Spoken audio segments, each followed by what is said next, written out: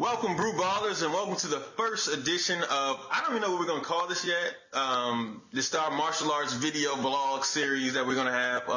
We're trying to do one every 2 weeks maybe, where we're talking about martial arts, mixed martial arts, where we're talking about speed fighters, where we're talking about kickboxers, anything that has to do with bases in martial arts, we'll be talking and discussing different topics.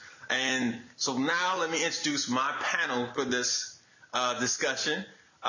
Here in DC, the Gumby at one point, that crazy Gumby leg he had when he was fighting, the utility man who can just about do everything that was in martial arts. He could just bust a 540 or something. I don't even know all the different names of these 720, 540, 1060, whatever it was on the first try. Mr. Matt Bowles, how you doing, brother? Doing great. How about you, Trav? I'm doing all right. And what are you drinking? Since this is Brew Balls, we are drinking and may get a little bit to help us with that courage. What we're gonna say, courage, keep the courage of our convictions. What we say. What are you drinking right now? Yeah, I mean, you did make it a point to remind us to not forget the beer a couple of times. So I got plenty of reserves in case you start to get low. But I'm drinking a local brew from Virginia. It's called Star Hill. It's a pale ale, and it's from Charlottesville. First time trying it actually right now. It's called Grateful Pale Ale. And for a pale ale, honestly, it's a little flat, but it'll do. It'll do for right now. Then you go back to the refrigerator and find something else, huh? All right. That's right. Up there in the Midwest, up there, way up there, almost Canadian, but he doesn't talk all that. Don't you know? So, you betcha. In Minnesota, we got Mr. Right Hand, Red Beck. Like, how you doing, buddy? I'm doing well. Trying to look for the clouds. You know what I mean? Former Minnesota Gopher up there. Yeah, many years ago. So how you doing, my man? more athletic days, I guess you could say. So yeah, athletic days. You're right. You just knocked somebody out about 6 months ago. What are you talking about? Well, you'd be surprised right now. It's potato chips and beer can do a hell of a lot to you at some point. So. Well, and speaking of beer, what are you drinking? I was going to say, to speak with Matt, I've got another local brew myself, Surly.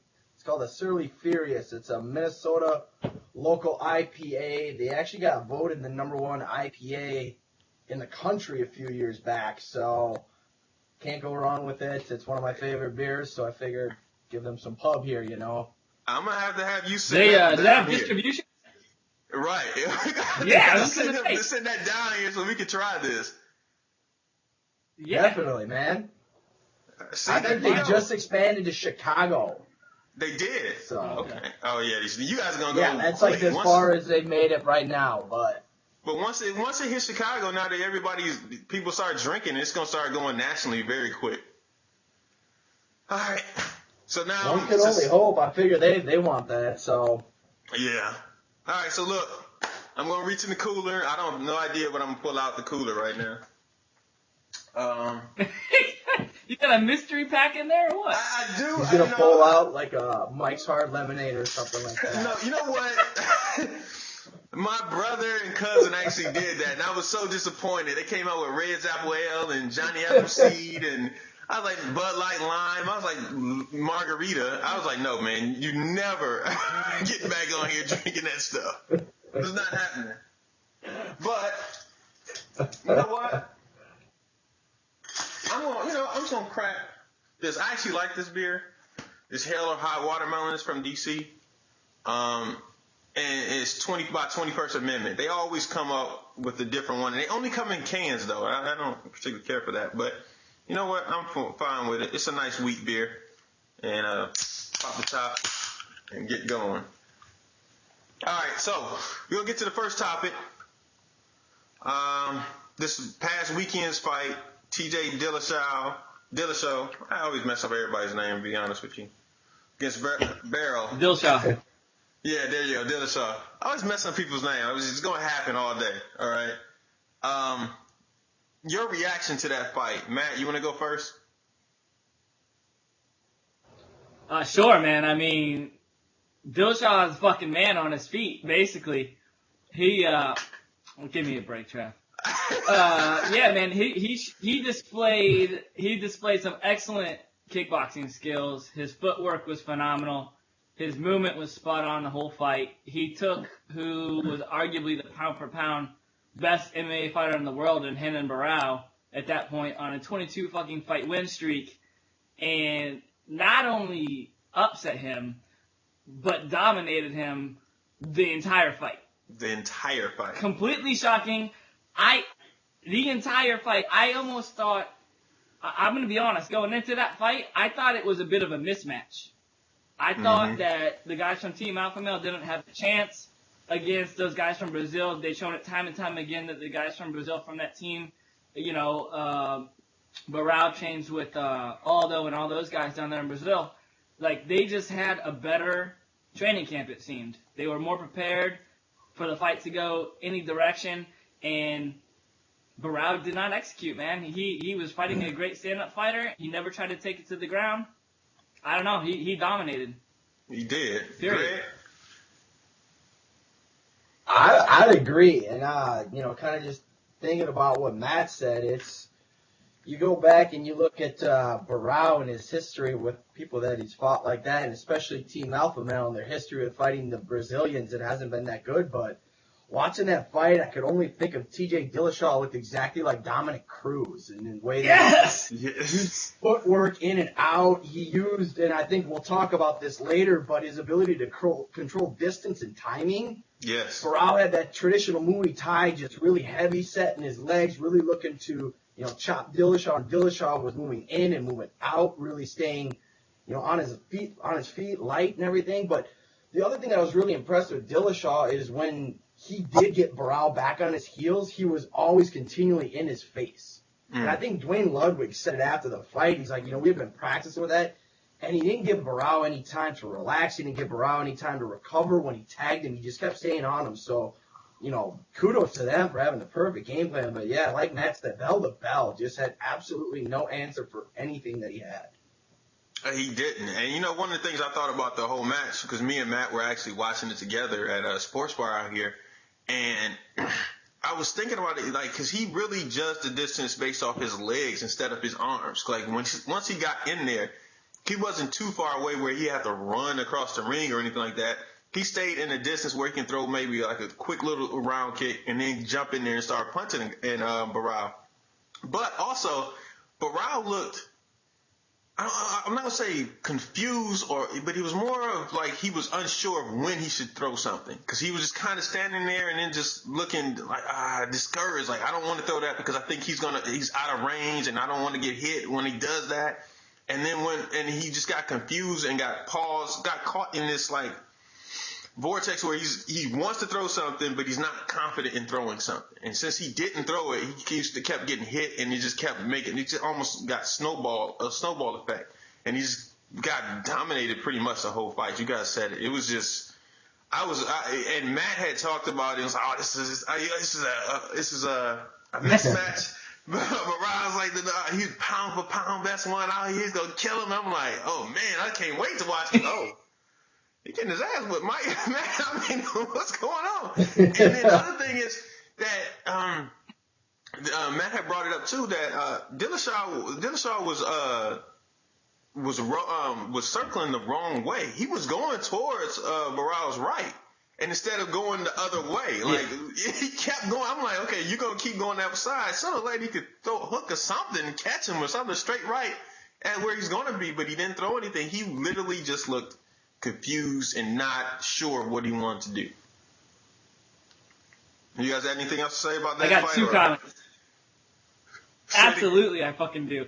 So, one, I'm gonna comment on something you said first because it's sticking with this fight. Is I think Barao absolutely looked confused, especially after the first round. And if you remember, he got dropped hard in the first round. Yeah. And Overhand right. After he got dropped, Barao did not look like Barao. So, I mean, he didn't throw things when, he was circling the wrong way. He never tried to take the fight to the ground. His spinning back kick has been one of his best weapons throughout a lot of his fights. He tried to throw it a few times. His timing was off. His distance was off. I think he got hurt worse than people realize in that first round because I've never seen Barao fight like that. It's not taking anything away from Dillashaw because he obviously executed perfectly. But if Barao doesn't get caught and dropped like that in the first round, do we see a different fight? I don't know. It's possible. The next comment that I have is...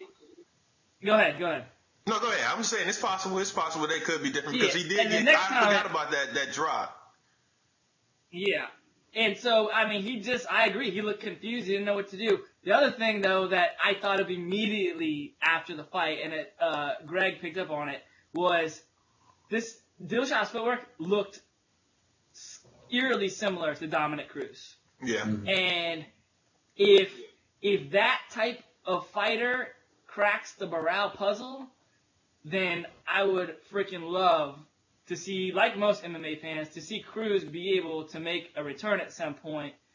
I mean, because when people started talking about if Cruz is able to come back, should he go straight in and fight Barao for a title shot, I was of the opinion, along with a lot of people, I think, that no, Barao is just one of those guys who's nasty. And you don't come off a 2-year layoff and jump in with Renan Barao. But Dominic Cruz arguably has a better wrestling pedigree than TJ Dillashaw, and his stand-up is probably on par. Talk about, a quote-unquote super fight. So, Greg, let me ask you this. I couldn't agree more. But why do you think Barao never tried to take it to the mat? You want me to go? Either one of you. Or Greg? Go for it, Matt. Yeah, I mean, here's the thing is, I honestly think, first of all, I think Barao was shocked. Okay? He gets dropped hard in the first round. This dude's lighting him up on his feet. He's moving around like Dominic Cruz moves around. Barao, I don't think, landed a clean shot the whole first round that I could see. I think he was shocked. Going into the pre-fight hype, freaking Barao's talking about how, Dillashaw's a stand-up fighter, but I'm the better stand-up fighter. I think he was shocked. I think he got hurt. And part of it might have been a little bit of ego going into the fight saying, listen, I'm the better stand-up fighter. I know I'm a BJJ expert. I already know I can whip his ass on the ground. We don't know if that's true or not because we didn't get to see it. But you go and talking smack saying you're the better stand-up fighter and you're getting your ass whipped on the feet. Part of that ego side of you wants to say, I can step up and handle this guy. Yeah. Anything else, Greg? I'd agree. I think Matt hit spot on, and I think there's two things I'd say to that. First and foremost, Dillashaw had a game plan going in there. They've known with experience fighting Barao what did and did not work. And so I didn't think they were going to have a repeat of Uriah Faber ×2 of him going up. So they definitely changed their game plan. Secondly, Barao didn't change his game plan. Barao was confused. Barao did look like he had no idea and basically stood on that game plan for 4 rounds until he ultimately got finished. Secondly, I think why he was confused, I think you can look at any sports, whether it's basketball, the team that either puts on a full court press when you don't expect them to, or they're running up and down the court. The team that's, throwing spread offense out there and all of a sudden the defense is tired, they can't catch up to it. It's that shock factor, and all of a sudden they just keep that pressure on. They keep going, and you don't have time to think. You don't have time to catch up to yourself. The next thing you know, you're so far down, you really have no other game plan than trying to throw a couple Hail Mary ditch techniques to try to end the fight because you're so far behind. Yeah.